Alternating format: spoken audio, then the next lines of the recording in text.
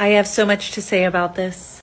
Wit and Wisdom is a curriculum where you are asked to use a lot of different materials, and it can be really hard to balance. And I'm not saying I'm an expert at it, but this is my third year teaching it, and I think I figured out a flow.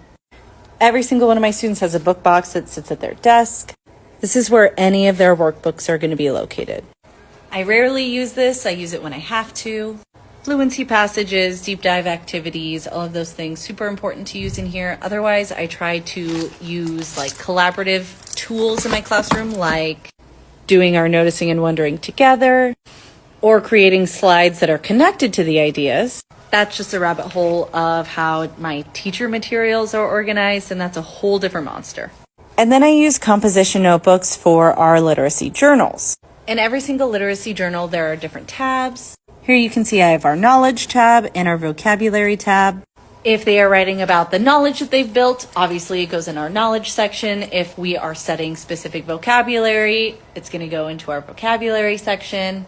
Sometimes I'll do printouts that are on the smaller side that can easily be filled out by the students and glued into the notebooks, or just writing directly onto the page.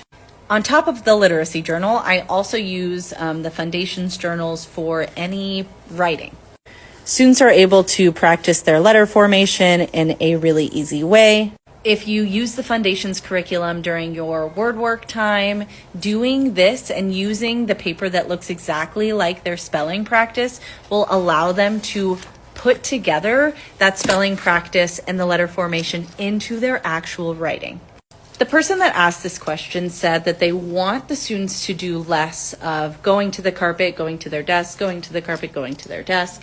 I completely understand that, and I think that's where you have to think about what are the most important teaching points and the most important activities that you want the students to use to meet the specific learning objectives and the standards.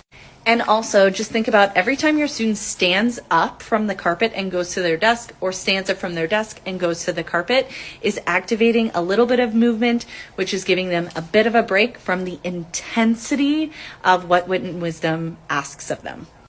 There are so many parts and so many things that you can do.